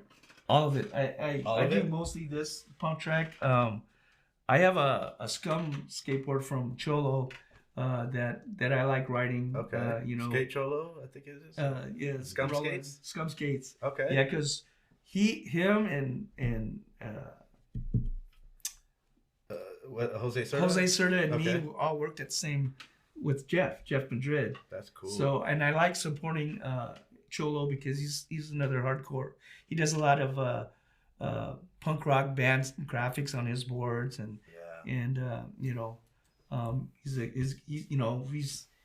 he's not a big giant company, but he's doing good. Roland Sanchez Cholo. Right. Yeah. That's cool, man. So, yeah, because I think Muska started following me after. I think he thought I was him. Oh, really? Yeah, he was like, "Oh man, I really like this," and I'm like, and he's like, "I love what you know." I'm like, "Dude, I'm not. That's not me, man." And he's like, "Oh, my bad." He's like, "But I'll keep the follow." But he unfollowed me, dude. After a while, he had the follow, but I think he would probably ask him. Who's that right now? Hey, Muska. Oh, come on. Come on the show. I don't know if you remember me, but we actually had someone that had a question for a pro, and he had his number, and he actually called them. But did they call Muska? No, they called another pro. No, he called Ronnie. Yeah, Ronnie Krieger. Yeah. Wow. Yeah, he tried to get Ronnie on the phone while he was here, and he was like, but then Ronnie called back afterwards when we're outside. You want me to call somebody? No, we don't need to do that. Maybe put on the speakerphone. Yeah, but that's cool, man. And is there anything else that you want to bring up that maybe we didn't talk about? First of all, I'm stoked. You guys, even before this podcast, the way you guys we conducted yourself. You were here for the first that one. That was crazy. Yeah. So funny how Yeah. How's that one extreme to another? I love that brother. Wasn't it Omar? Omar. Yes. Yeah, so cool, know. And then that fellowship that you guys had, growing up. Yeah. And what's funny is that whole extreme, like he was. Were those just Kool-Aid? No. Yeah. Sure. No, sure. Bud Light seltzers. Yeah, and then and see how skateboarding is. It's everything. So he got that skating and that we were hugging. That's the island thing. And hey, let's connect. That's skateboarding. That's skateboarding right. And then now here I got the energy drink and I'm like preaching kind of sort of. But that's where everybody, like I said, everybody's different, but we all come together because of that. Yeah. That it was a toy at one time to somebody. Yeah. It's a piece of wood with urethane and 2 pieces of metal. Well, and it brings us all together with like grip. Yeah. All right. Yeah. So I guess my message is everybody is like searching, and this skateboarding was my identity. It was a tool, but I still was searching, and then because I left it for a few years to do. I had a 10-year hiatus as well. And then I believe when I got my life back that I got my skateboarding back, but my priorities were different. Right. And I figured, if he's letting me skate, then maybe I should help others, maybe not go the way, because like you were saying, this media, it's bad, you know, and it could be bad if you allow it to be bad. You know what I mean? And for me, it's was Jesus Christ, you know, in my life, and I appreciate you guys, you know, allowing me to even say, you know, a lot of places will beep that out, and I don't know why it's just such a harm to people, right? And you know, we're living beings, we're humans. So, you know, if a Christian comes up to you and starts doing this and that, you know, that's them. That's their character. You know, it's like, maybe it's not like you were saying, you don't like the religion part of it, but the relationship. And, you know, sometimes when you want to cry out, you know, maybe it's not with you guys. Just get on your skateboard again. And you're just, and then you're going to the skate park. He went out at 7 o'clock in the morning. That's kind of like a physical therapy, you know, just kind of get in your head. It's like a release. Like there's days where so when I ever go through major trials and tribulation, because I'm married now, I got the grandkids, and you know, and they're on boards too, and so like a lot of prayer and stuff. And if you guys need any of that, you know, like, you know, it doesn't hurt to pray. You know, of course not. It does. One of my buddies actually just hit me up with my issue that I was going through my car yesterday. He's all like, I was telling him I'm stressing out because I don't think I could credit. I don't think I'm gonna get the car. He texts me. He's like, I prayed for you, and you know, I didn't shut him down. I was like, you know, I appreciate you. Yeah, you know, I appreciate you doing for that. Because I mean, they went out of their way to give, you know, to wish the best for me, and that's a real friend. You know, someone you just wish. Whether it's nothing wrong with praying. You know, prayer is powerful, and it only works if you have faith, if you believe what you're praying for. Right. Yeah, you know, that's cool, man. That's so cool. And I believe that you guys are gonna, you know, prosper. But if you do, like I said, when you guys get those millions, I don't know. We won't forget the little guys. Yeah, no. I mean, and I'm a little guy. This show's, I think, like I said, I think this show's always gonna be about the little guy. Yeah, that's what we're here for. But that's what the world is gonna. They're gonna look for you guys, because it just seems like if you're sincere and honest, you know, that the garbage wants to come and make it. You ever see those reality shows? Yeah. I love Hulk Hogan, and it seemed like they broke up because of a reality show. And all these reality shows kind of like, you know, because of the fame, the glory. Another good example, NWA. You know how they were together, and then after this, like, all this contract, what's his name came in and tried to take over, and you know, Ice Cube caught up to it, and he's like, I'm going my own way. Right. Yeah.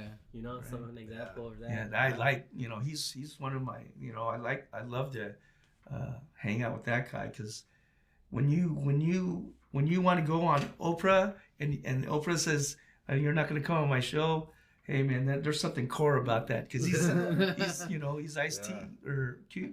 Ice Cube. Sorry. There's both of them. There's Ice-T and Ice Cube. Yeah. They're both cool though. Yeah. And look at their lives. You know, they went through those lives, and they're encouraging the younger. Ice-T ended up on what, NCIS or something. What? You know what I'm saying? He's on one of those, and you're like, how'd you go from being a gangster rapper to being a detective on a TV show now? You know, he had to change his, you know, mentality. Yeah. Mentality. Thought process.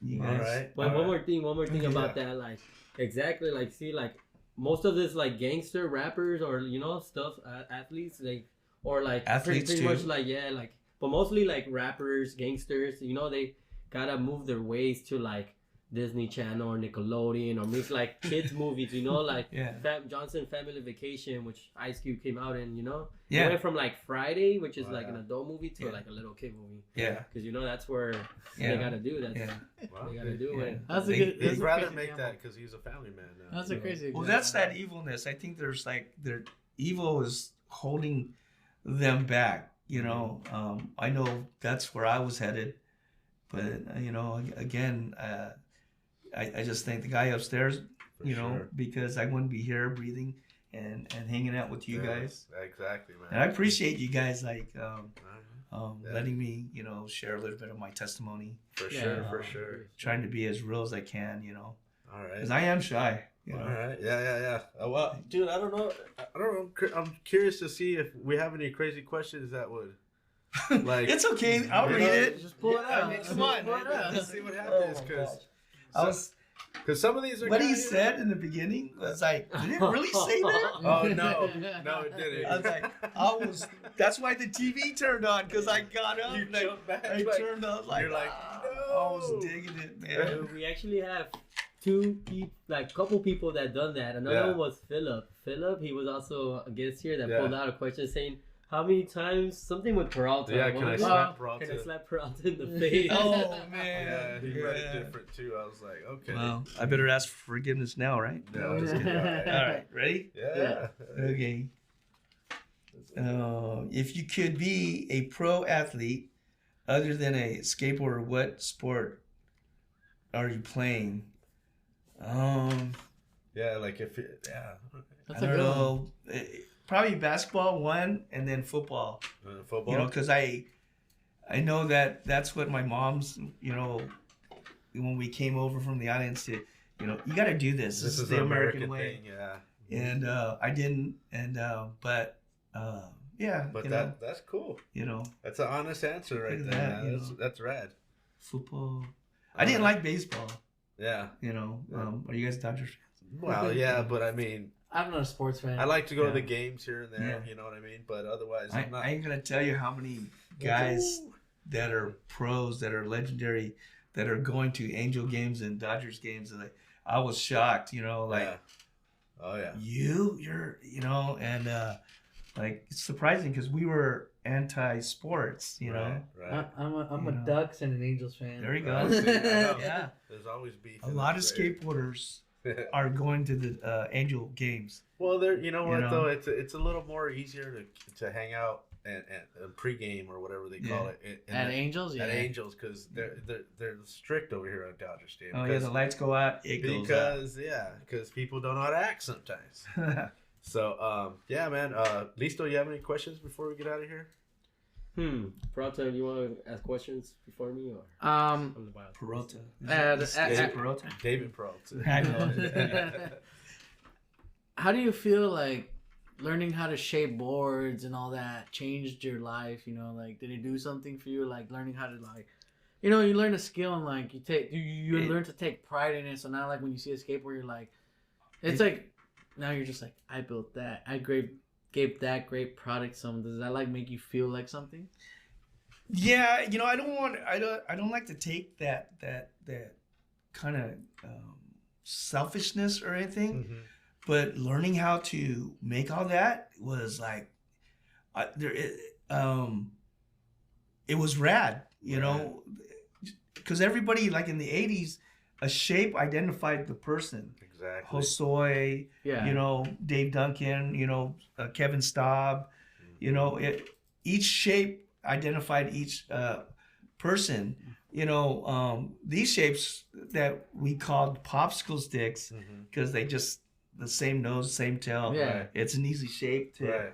It makes the CNC machines today. It's easy, just popsicle. Yeah. There's no detail. The CNC would have to go, you know, make the nose and tail and stuff, but to be able to create and learn from the scratch was pretty awesome, and I took it to heart, and I just loved it. Like I wish I had a shop that when I used to do that, like if you wanted to come, you know, come on down, get the shape that you like, you know, and make the half template and get the concave that you like. That's kind of like what Paul Schmidt does, right? Guys. I learned a lot from him, although he's more of a tech guy, and me, you know, being like when I can read or write, but not really good. I expressed it with the skateboarding, and then with creating the molds. I didn't say skateboards. But it was just, you know, making the molds, the tails, the concave, you know, the size, and then the shapes, you know. So cool. You know, and then having the people that allowed me to come into their facility to, you know, mess up the molds and mess up the shapes. And, you know, if I print on something like I grabbed the wrong sheet board, like it was supposed to be a thicker board, I grabbed the 3 mil or something, and he's like, "Oh, what's this? This is just practice?" And I'm like, I look at the paperwork. I go, oh. Well, yeah. I want to make sure it's printing all right. Yeah. You know what I mean? Like, oops. Like, he's like, don't worry about it. I'm like, all right, cool. Thank you. You know, like, but yeah, it's always good to let the people kind of, you know. Yeah. I think whatever you do, like Oscar, Omar, mm-hmm. like that thing, his job, he likes doing that job. He loves it. So that makes it fun for him. So, and sometimes we'll get jobs that maybe, I don't know, man. Yeah. But if you can make it your own, mm-hmm. like I know there's a scripture in the Bible that talks about, for me, it's like work unto the Lord. And then he helps you because sometimes you don't want that job, but it's bringing in the money to pay the rent and stuff. But when you, for me, it's like, work unto him, and it makes it a little bit easier. Right. But whatever job you do, if you can just make at least and do your job with pride. I mean. Yeah, you know what I mean? Because don't just willy nilly it, and just like me, I'm kind of like I like to have everything in a spot. I like to make perfections. I like things to look a certain way. I see that. Like if it leaves my hands, it's gonna be the way it's supposed to be. You know what I mean? Yeah. And not like I don't like anything sloppy too much. Yeah. So I used to stress sometimes when a legendary would walk in. Okay, I heard you can do this. This is my shape and stuff. Could you make it exactly the same? Yeah. And that's some pressure right there, Yeah. So, and I was able to do that. I made a board for Kevin Staub. You remember, he was he skates with Tony. He's like their best friends, and I remember him coming, and this guy that owned Punk Rock Skateboards. They both came in, and he had to get on the plane out to go meet Tony Hawk somewhere. And so he was kind of like, you could tell that, man, I got to hurry up with this meeting. And because Madrid, again, was going to be able to do the boards for him. So I go, hey, Kevin, could I see your board? I took his original board. Wow. I took it out in the back. I made a half template. So I'm working on his board while they're having a meeting. And then in about 17 minutes, I was able to do the half template, shape it out, and drill the holes and put one spray. And I came back in. The board was slightly crooked because I had to do it really fast. Yeah. But just that gratitude that when I walked in, I go, here's your board. And his original board right on top of it. Yeah. Almost, pretty close.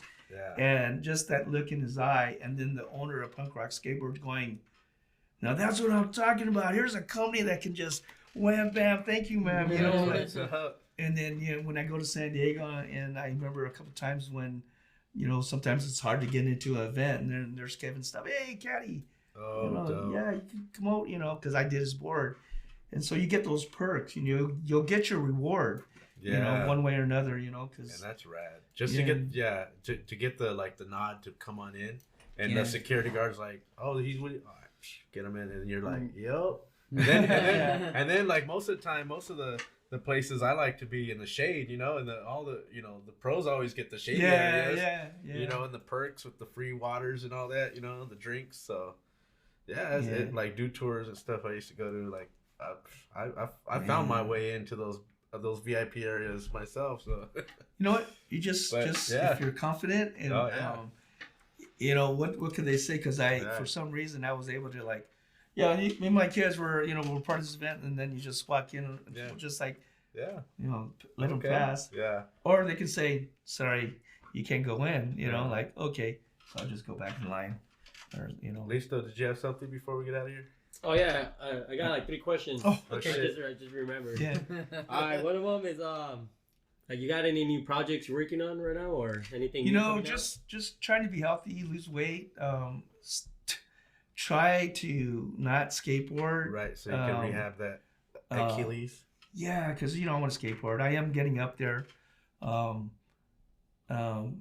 Just stay healthy, and I don't know. Just my family's important. So yeah, for sure. Yeah, I got 2 more questions. Okay, yeah. All right. Any advice for anybody like fighting or battling addiction, like drug addiction? You know, it's hard because I can talk to people like the one guy that went came to my church. I won't say no names. Yeah. And you know, he's still out in the streets, and he's dear to my heart. He's like a younger, like a son. And just if you can at least tell them once or twice, you know, maybe they're gonna get it or not.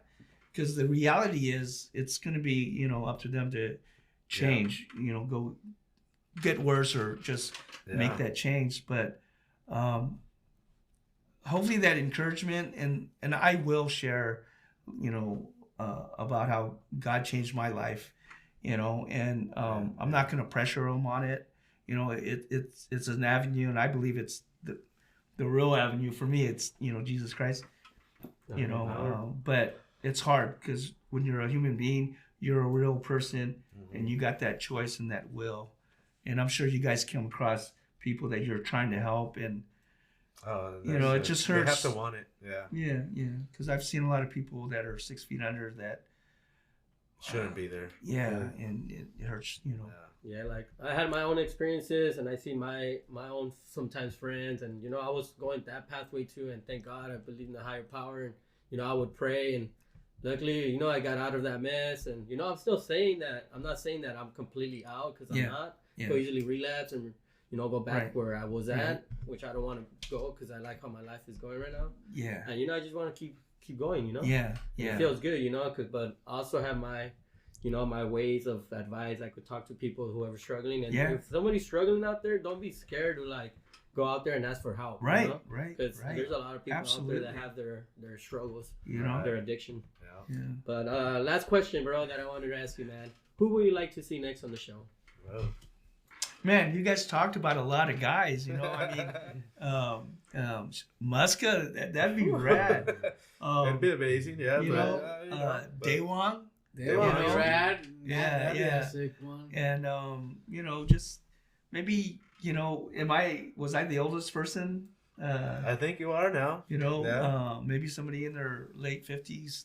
That's rad. So this will be episode 63. Yeah, and I'm 63. Okay. That's awesome, brother. Thank you very much. We had we made it happen for you, man. Because I know that's you kind of record. Hey, can I be episode 63? I'm like, all right, well, I want to hope we can. You're my dad's age. He's 63. Yeah. So, and my inspiration guys are in their 70s. Yeah. And a lot of those guys are still skating.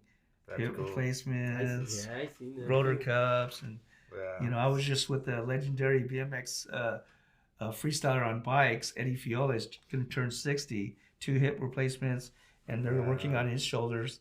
He's a stunt guy. But Eddie Fiola kind of influenced BMX. He's the king of the skate parks. He's like kind of the face of the 80s BMX. Like I met him in like 85, I think, 84. But you know, you heard of Upland Skate Park, the original one? Not the original. There was an original Upland Skate Park that before this pipeline. There was the original pipeline with the combi. Yeah. And wow. So and that's where Malba and Salva would skate, Chris Miller, you know, like John Lucero, you know, all the big guys. Yeah. So Eddie, I lived in Downey and he lived in Bellflower, and I went to his house and he goes, "Hey, do you want to go to Pipeline Skate Park?" And yeah, sure, you know. Damn. I just called my wife, "Hey, I'm going with Eddie to the skate park," and this is a BMX guy. Wow. And we go there and there's all these skateboarders, and I was like, "Whoa!" And then because I remember talking to Salva, I go, "You know who brought me to this park was Eddie Fiola." Okay. And he was like, you know, Eddie Fiola is like the Rodney Mullen of the bikes back in the day, because like when he rode, a lot of skateboarders would stop to watch him ride his bike. That's cool. Because he was blasting these big airs, you know, and he had like a style and a swag. That's and cool. Stuff. Yeah, Eddie Fiola. Hey Eddie. Shout out. Yeah, I was just with him in Temecula. He just bought this right-hand steering. I seen you in the car with them on the That Instagram. Thing's fast. Yeah, I saw that. Yeah. Pronto, you have anything before we get out of here? No. You're pretty amazed. Huh? Can I take this home? Yeah, that's all for you. Sure, man. Yeah. All right. Yeah. Well, again, dude, it's been amazing, bro. The history, because I feel like we barely kind of touched on it. Oh. You know what I mean? We probably have you come back, and if you ever want to come back. Or if I can, if you get somebody else in my age, I'd probably, because there's always a story. Yeah. Mine was. I'd like to get like Jose started on the show. Yeah, it'd be pretty cool. See, he's really busy. Yeah, I believe he's it. Running PS Sticks pretty much. Yeah, he's back and forth to Mexico and stuff like that a lot. I know the story. And I'm glad he's skateboarding still. Yeah, because that could be a lot of. I see him and Wee Man always getting together and stuff. Yeah. So shout out to Jason and them out there. It's amazing because Brea brings all the heavy hitters. Yeah. Yeah, it's pretty cool. Pretty cool. Shout out to Brea. Brea's a great park though. Yeah. I remember Wee Man was there, and I think some police came. Mm-hmm. And they, they got starstruck. Yeah. Well, they came down. Yeah, and they came down, and they wanted Wee Man's autograph. And they're like, "Hey, can I try your board?" And they were doing kickflips. Wow. And so we were talking, and it was Wee Man, and I think Jeremy and Chinita, and we were like, "Yeah, these, the police officers, they probably grew up skateboarding, but they, that's their job, and they still can skate." Yeah. So. Hey, you know what? Not all the police officers are bad. There's some skaters. Not for skaters. Yeah. Okay. Well, dude. There's the old man in me. Respect. All right.